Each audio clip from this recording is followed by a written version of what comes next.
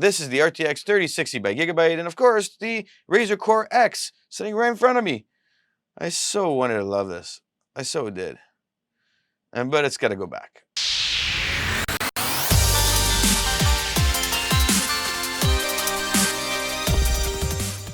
Welcome back to another video. My name is Nikos, and today we're looking at this awesome unit. It's a Chrome X by Razer. It's the Mercury edition. It looks lovely, and this is the Gigabyte 3060ti. It is the card I picked up. The reason why I have a eGPU in front of me is because I'm building a computer after my MSI burnt and chip fried, and I'm dealing with an XPS 9570. It keeps throttling, overheating, and I want to punch it every time, but I don't because I paid a lot of money for it. And you sit there and you go, what are solutions? And when the card came in, I was like, you know what? Let me try out this eGPU. It might solve all my problems.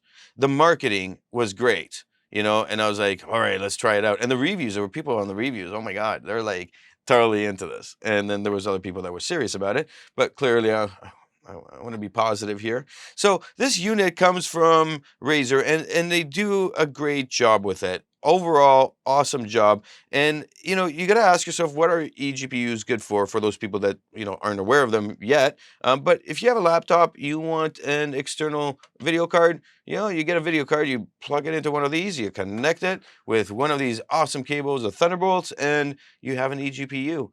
It's awesome. Now, pending that your computer can run external eGPUs, you're off to the races. You have an external GPU. So, well, why send it back is the question. Well, let's first look at the specs of this and then look at some stats before we talk about all that. Now, this is Thunderbolt 3 connection, which is the first thing we're going to see. And yes, this is the fastest next to proprietary ones that you're going to get. That being said, is it like fast enough? That's the answer we're going to be looking for in the next few minutes. There's 650 watts of a power supply within this unit, with 100 watts going directly to your laptop. So you don't have to carry around your charger. You can leave your charger maybe at the office, keep this unit at your studio, and then all of a sudden you need to be at your office, you just take your laptop, off you go, and you don't have to worry about any kind of charging. When you go do the Chroma version, there is more of an opportunity to use USB's connection. So, that's something to think about. The unit's weight is pretty heavy, so you're not going to be carrying this around everywhere. The connection, you have to make sure that it is external graphics support capable in your laptop. And of course, the sizing, it fits almost every card, and they give you a listing down here. But there is a fan in it, which I'll review. There is a power supply, and it fits pretty much everything as you look at from a graphics perspective, with the exception of like a 3-bay one. So if it's really big, yeah, it's not going to fit, but a 2-bay fits nicely in here.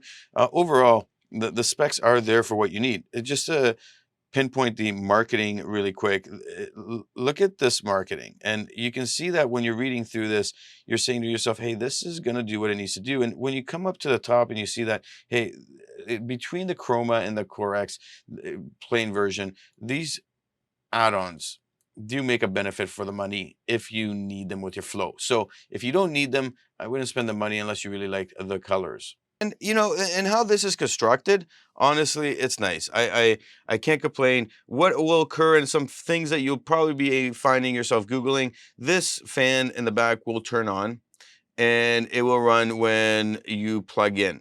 Your little Gigabyte light will turn on when you're plugged in with a Thunderbolt. It will not turn on otherwise, and the fans will not start until your system hits 52, 53 degrees on this unit.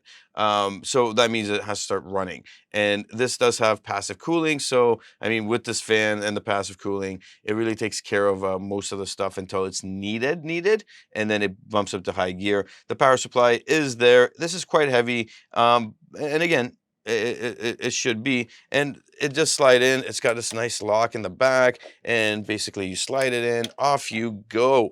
So yeah, overall build quality, everything is great. And then the question just becomes, well, what did I see, and who really needs this, and why don't I need it? Let's look at the idea behind what the stats really look like when we're playing games. And it's all variable. So you need to, before you buy one of these, you got to ask yourself, what's the card you're getting, And then how will it work with your laptop with one of these eGPUs, and look at stats that exist out there. If there's no stats, you're taking a risk and you'll have to test it out. Now, there's different people that have tested it with different games, so you'll see that. But then when you're looking at those stats, you have to take it with a grain of salt and ask yourself, well, what are my stats going to be like and how similar? Because now we're looking at the idea behind how your laptop was built in what era. And then you're looking at the idea behind the CPU and how powerful the CPU is and how does that all fit the narrative? Because at the end of the day, this is processed by the CPU. And you have this idea of like how fast is the transfer rate within the system, PCI 3, PCI 4, how does that all fit the narrative? Which brings us to an important point about video editing. Do you need it for video editing? People have claimed that this thing is a lifesaver, seeing massive gains. And I was like, what? Because let's look at our stats. For the purposes of this testing, we looked at 29-second clips because it's a 6K video. And then we thought, hey, why don't just do the 4K one as well? But to start with, 6K to 6K export, 620 versus 617. And this idea now becomes, well, how is a 1050 Ti doing as good as a 3060 Ti? And we look at how everything's operating here, and you can see the 3.3 gigabytes use of dedicated GPU memory on the 3060 Ti. It is using this memory. You can see it moving, and you can see the CPU is doing work. Now, we're looking at this and we're saying, okay, so it is in operation. When we compare that to the 1050 Ti, the NVIDIA just gets like nothing. It's not even working, but it is using up more percentage wise of the RAM because we have less RAM clearly. But what you're seeing is this bottleneck start to happen with a CPU and it starts to throttle. And this has been an issue with this laptop from day one. They won't fix it. They won't, address it because logically it's the engineering, it's nothing else more than that. But when you're having this internal GPU, you can definitely see the difference here where this is occurring. And before this, like there's so many articles I was reading about the why, and now I understand the why. It's not actually the CPU that's the problem. It's the engineering that goes into it with this card that's in there. 6K to 4K, we see similar results. All of these are averages, and I was just surprised that they could be equivalent. We're looking again, same similar function of how the CPU is utilized. Now, when we're going to 4K, we're seeing it more balanced in comparison. And you're seeing that it is now more dedicated GPU memory is moving through it. This could be at the time of the recording of the image snap was that there was a lot of processing happening because there might have been a couple layers on that. However, this is what it averaged out to for most of the videos, even after playing it several times and trying out different videos that I was exporting. When we look at it from a perspective of the GPU, this is where it does kick in. And you see at the optimization of this card by NVIDIA, by Adobe to use it when we're doing this render. And I mean, this is where we look at, again, the bottleneck is occurring. Let's jump into 4K to 4K export, and you can see now this like immediate. It's a fast. Like I ran this several times. I couldn't understand it. Cleared the cache, removed the cards, reinstalled the cards, did the drivers updates because I was so lost. This was a surprise here. And when I'm looking at this, and I'm saying to myself, well, what is occurring? Again, the GeForce is flying here. The 3060 Ti is flying, and the CPU here is going smooth. Like smooth. Yeah, there's a couple spikes here, but they're all smooth around 15 to 20%. No, no reason for me to look at this and say to myself, why this wouldn't win. Again, throttle happens, GPU takes over, and this is how again the flow of things will occur. Now, if I come back here, the RAM, you can see the RAM usage is moving in accordance to what is needed at game time with these requirements of the creative suite. And we look at now a 4K to 4K render because I was intrigued. 10 minutes and 28 seconds video turned into 1235 for the 3060 Ti and then 1153 for the 1050 Ti. Now you're going to ask, well, what is occurring here? And what I noticed when I was trying to track it, the dedicated GPU memory would go up based on what we were scrubbing. So we put this in perspective. CPU is rolling. It's not going at full throttle. Um, and it starts to throttle when, we see what's occurring with the heat coming from the GPU. And this is the dilemma of the XPS 92570 that I have. And of course, in the other external GPU comes into play. What I think is occurring is that you're scrubbing. Now, when you're scrubbing, this card does a phenomenal job when I'm scrubbing, when I'm doing anything. This external, with the external screens, this external really turns it up. And now you can scrub, you can do a lot of OBS work and be able to achieve the requirements that you need for those external needs. And then, of course, when stuff like scrubbing comes into play, you actually see this RAM go up based on what's occurring in your timeline, and you see the CPU not really adjusting. So, is it because this NVIDIA external GPU is processing through the CPU?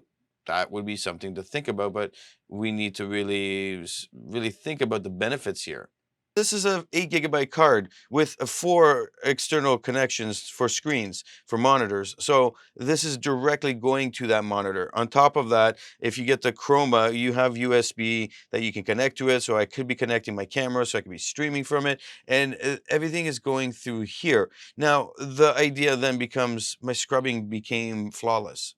It was great. Now, I couldn't go more than like 3 layers before I started seeing that difference, but I didn't have to make proxies for a lot of the stuff I was doing. And in that regards, when you're looking at it, you're saying to yourself, if I don't have to do as much work with proxies or lower the resolution, it's a good experience to edit. And that's how I like to edit. So, I mean, my other laptop could do it before it fried. I wish this laptop could do it. This can do it. But is it worth the amount of money all of this is worth? Again, we're going to be spending or investing, depending on how you look at it, between $500 to $1,500 for this setup. And the question would be then, is that big enough of a benefit for me? So the idea then turns into, why is this happening? Now, again, this here, like, are they joking? Why provide a Thunderbolt 3 cable that's small? I couldn't even place it in properly. And it was a real, I had to reverse it so I could plug it in my computer, which was bloody stupid. And, you sit there and you go to yourself, what's the Thunderbolt 3 all about? And why is this happening? Why are we seeing what we're seeing? See, the idea now becomes, that's your benefit. The rendering, we didn't see benefit. The gaming, hit or miss, depending on what you're playing. And then the question goes, why is this happening? Why isn't this the solution I need? Thunderbolt 3 is running around 40 gigabits a second. And gigabits a second to gigabytes is around 5 gigabytes. And you sit there and you say to yourself, well, what's PCI 3? It's around what, 16, give or take. And then you think about it and you go, this is compatible with PCI 3. It's a PCI 4 card, but you're getting a bottleneck. And the bottleneck isn't just that, because we've seen, the idea here is that we've seen data transfer at a rate strong enough to support a card's power. However, you're having this issue where it is moving data and it's not utilizing this card fully, as the data is going slower. And of course, it's got to process through the CPU. So we're seeing that process happen. But whenever something was working externally, like the monitors, it was doing that flawlessly. It was doing that great. So that idea now becomes, is this worth it? When we know that, and we have to look at use case scenario. Is your laptop fast enough? If your laptop is fast enough to handle a bigger card, then yeah, you might find the benefit from it. You have to look into this and analyze that. The whole picture here then becomes, who's this for?